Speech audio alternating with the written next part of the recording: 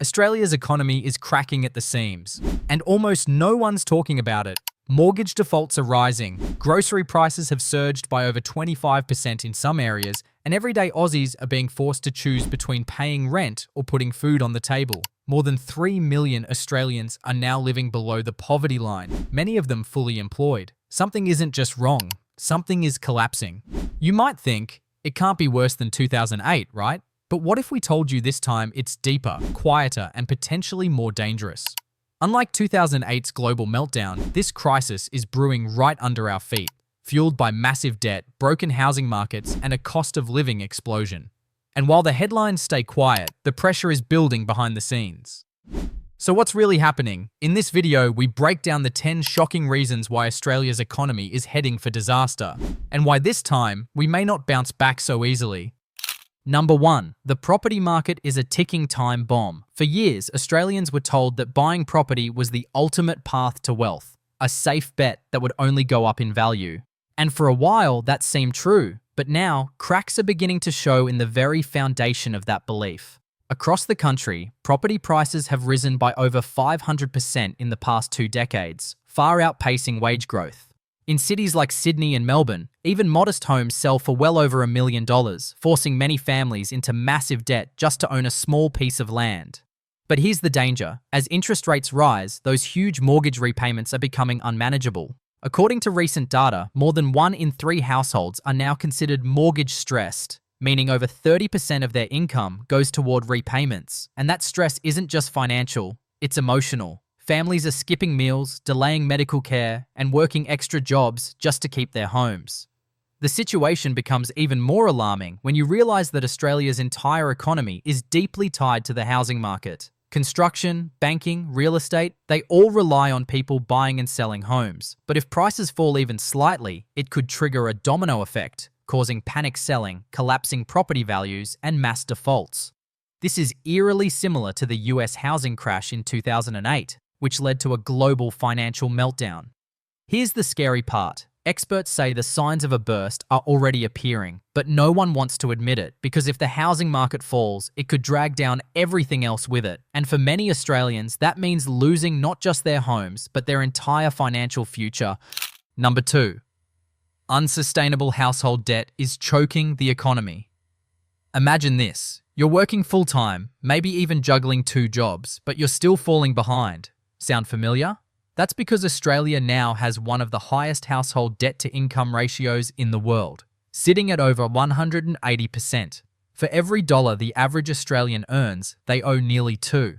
And it's not just mortgage debt. We're talking about credit cards, personal loans, buy now pay later schemes, and car loans, all piling up faster than most can manage. At first glance, it might seem manageable. After all, many people have been keeping up with repayments. But here's the catch. Those repayments are getting bigger and incomes aren't. Interest rate hikes have caused monthly debt repayments to skyrocket. Some households have seen their mortgage repayments double in under 2 years, putting them dangerously close to default territory. And the scariest part, many are borrowing more just to stay afloat. This kind of debt spiral creates a dangerous feedback loop. People spend more of their income on debt, leaving less for essentials and local businesses. Consumer spending drops, businesses start to struggle, job losses follow.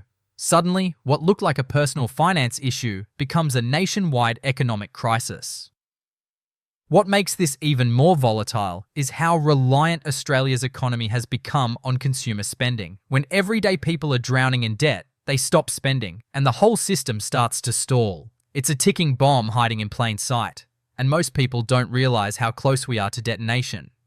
So while the headlines talk about rising GDP and low unemployment, the truth underneath tells a much darker story, one where millions of Australians are only one unexpected bill or interest rate hike away from financial ruin. Number 3, wages are stagnant, but inflation isn't. Let's ask the big question. When was the last time your paycheck actually felt bigger? If you're like most Australians, the answer is years ago. Despite the rising cost of living, real wages, meaning income adjusted for inflation, have barely moved in over a decade. In some industries, they've actually gone backward. Meanwhile, inflation is moving in the opposite direction. And fast. The prices of everyday essentials like groceries, electricity, petrol, and rent have surged. For example, food prices have jumped by more than 9% in just 1 year, while wage growth limps along at less than 4%. That means even if you did get a raise, chances are it's already been wiped out by higher bills. The result? A shrinking middle class and a population that's working harder just to stay in the same place. A recent report from the Australian Bureau of Statistics revealed that more than half of households are experiencing financial stress, with many dipping into savings or using credit to cover basic expenses. And the worst part? This is happening even among people with full-time jobs. That's how broken the system has become. But stagnant wages do more than just hurt individuals. They hurt the entire economy. When people earn less, they spend less, which slows down business growth, reduces hiring, and eventually leads to even more job insecurity. It's a vicious cycle, and Australia is now caught right in the middle of it. And here's what makes it even more troubling. Economists warn that if wages don't catch up soon, the cost of living crisis could turn into a full-blown social crisis, with rising inequality, mass protests, and growing unrest across the country. Number 4. Rising interest rates are crushing the middle class. For years, Aussies were encouraged to borrow big, to invest in property, take out loans, buy now and pay later. And for a while, that strategy seemed to work. But everything changed when the Reserve Bank of Australia, RBA, started raising interest rates. Since 2022, the RBA has hiked rates 13 times, pushing them from historic lows to levels not seen in over a decade. And now, those once manageable debts are becoming financial nightmares. For the average homeowner, this has meant hundreds, even thousands of dollars more in repayments each month. Families who were barely scraping by are now being pushed over the edge. According to recent surveys, nearly 1 in 4 mortgage holders are now at risk of default. And it's not just homeowners. Renters are feeling it too, as landlords pass on their rising costs. This rate surge is acting like a financial chokehold on the middle class.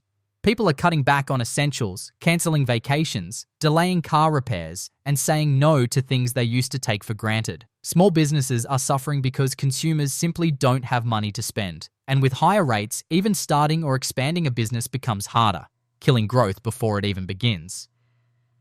But here's what makes it worse. There's no clear end in sight. The RBA is caught in a bind. It needs to raise rates to control inflation, but doing so continues to squeeze everyday Australians. It's a lose-lose situation, and the pressure is building fast.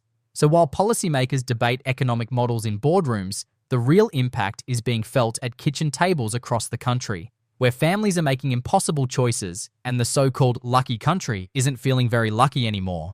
Number 5. The cost of living crisis is hitting hard. If you've walked into a supermarket lately and felt your jaw drop at the checkout, you're not alone. Across Australia, the cost of living has skyrocketed, and it's no longer just a temporary inconvenience. It's a full-blown crisis. Essentials like meat, bread, milk, and vegetables have seen double-digit price increases. Fuel prices remain volatile, and electricity bills have jumped by over 20% in some states. For many families, even a routine grocery shop now feels like a luxury. This isn't just about numbers. It's about real people making impossible choices. Parents skipping meals so their kids can eat. Elderly Australians choosing between heating their homes and paying for medication. Community food banks across the country are reporting a surge in demand, some seeing up to 300% more visitors than just a year ago. And it's not just the vulnerable feeling the pinch. Middle-income earners are now struggling too. People with jobs, mortgages, and kids in school who never thought they'd need financial help. They're cutting back on health insurance, cancelling dental appointments, and putting off doctor visits. When everyday life becomes this unaffordable, the consequences ripple through the entire society. The worst part? Wages haven't kept up, and government assistance hasn't risen fast enough to close the gap. This means more Australians are being pushed below the poverty line, even while working full-time. That's not just a personal crisis, it's a national emergency. The rising cost of living is eroding confidence, killing spending, and making long-term financial planning impossible. And when people stop spending, the economy slows down, businesses struggle, and job losses follow. It's a domino effect, and right now we're watching the first tiles start to fall. If this video opened your eyes or made you think differently, drop a comment and tell us which reason hit you the hardest. We put a ton of effort into creating content like this, so please support us with a quick like and subscribe. It's just one click, but it means the world to us. Number 6, collapse in consumer confidence. Even if you're not checking economic reports every day, you can feel it. The uncertainty, the hesitation, the anxiety. That's consumer confidence. And in Australia, it's currently at its lowest level since the early 1990s recession. People are holding back. They're not spending on non-essentials, delaying major purchases, and avoiding taking financial risks. And when that happens on a national scale, the entire economy starts to freeze. Why is this so dangerous? Because in modern economies like Australia's, consumer spending makes up over half of GDP. When people stop spending, businesses earn less. When businesses earn less, they cut costs. And that usually means laying off workers or closing down entirely. It's a chain reaction, and we're already seeing the early links break. Even confidence in the housing market, once considered untouchable, is falling. Surveys show that fewer Australians believe now is a good time to buy a home than at any point in the last 2 decades. That fear trickles down. If people don't feel secure about their financial future, they won't invest, they won't spend, and they definitely won't borrow. What's even more concerning is that this lack of confidence is showing up despite official numbers that look okay on the surface, like stable unemployment rates and modest GDP growth. But numbers can't measure fear. They can't track the silent anxiety of millions who feel they're one unexpected bill away from disaster.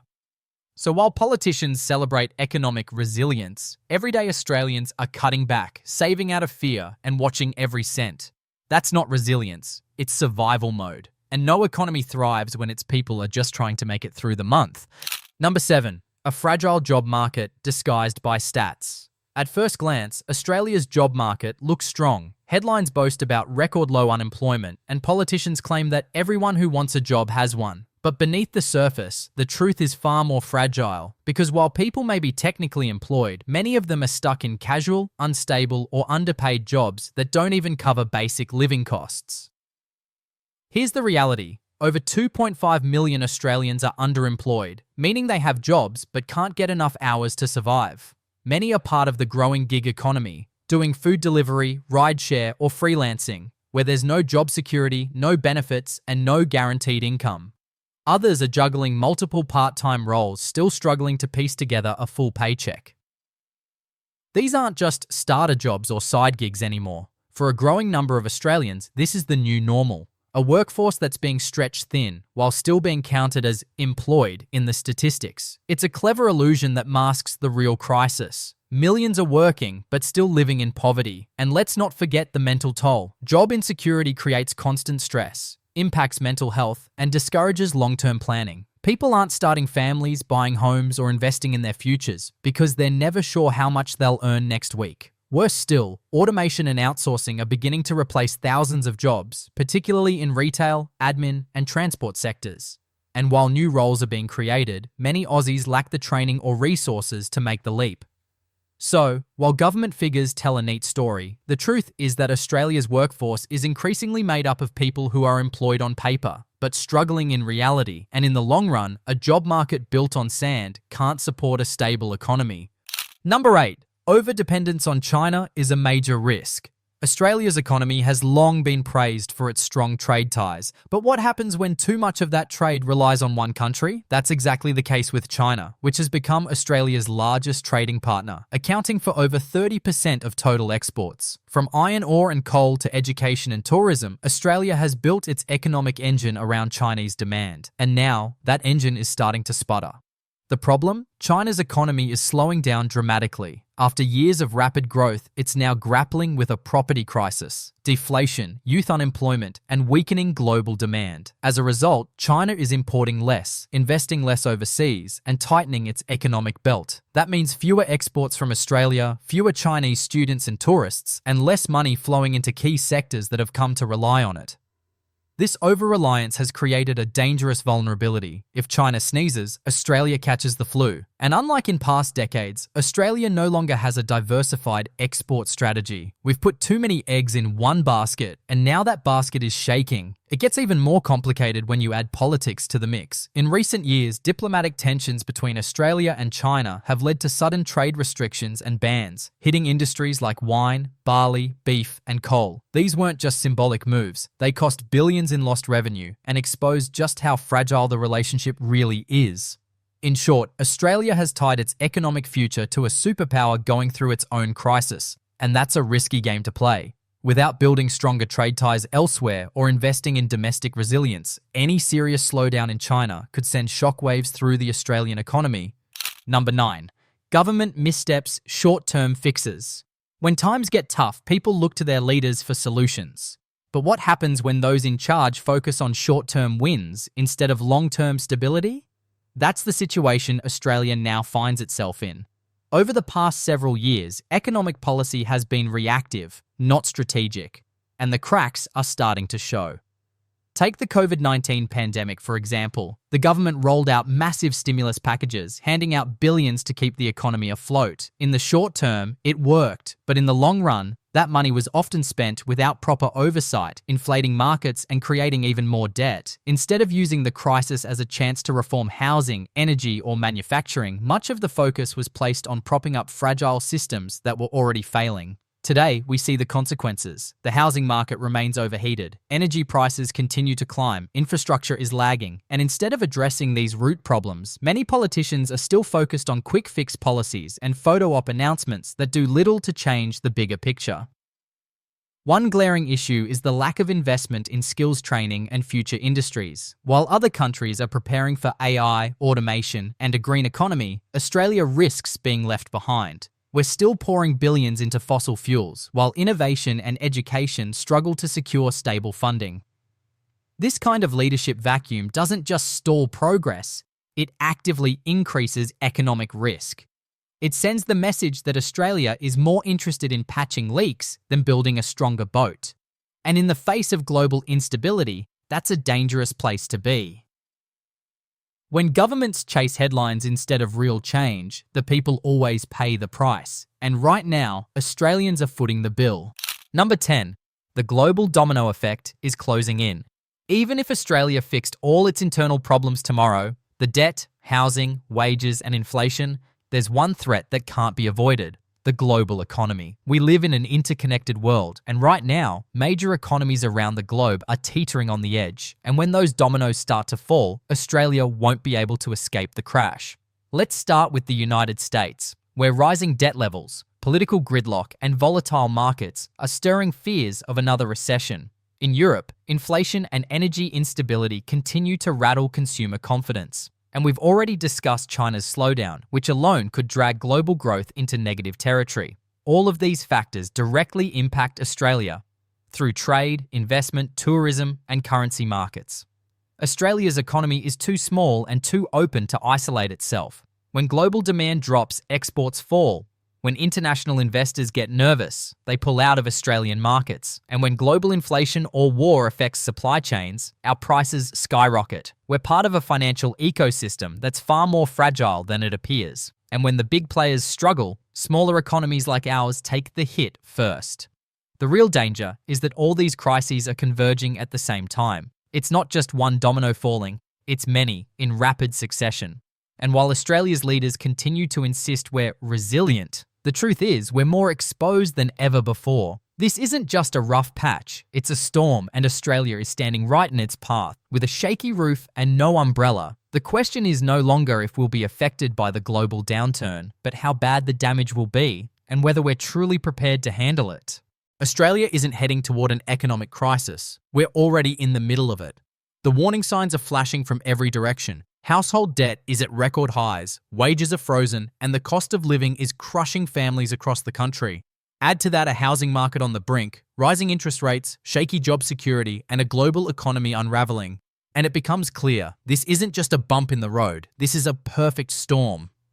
The scariest part? Most of these problems aren't new. They've been building for years, masked by short-term policies, media spin, and false optimism. Now everything is colliding at once, and unlike the 2008 crash, which was triggered by overseas markets, this time the damage is coming from within. But awareness is the first step toward resilience. That's why we made this video, to shine a light on what's really going on, behind the headlines and political promises. Because the more people understand the truth, the better chance we have of demanding real change, making smarter choices, and protecting ourselves from what's to come. So if you're feeling the pressure, you're not alone. Millions of Australians are in the same boat. The question now is, what will we do about it? Will we wait for the system to collapse completely? or start preparing for the storm that's already here. We hope this video helped connect the dots. If it did, help us share this message by liking, subscribing, and leaving a comment with your story or perspective, because the more we talk about this, the harder it becomes to ignore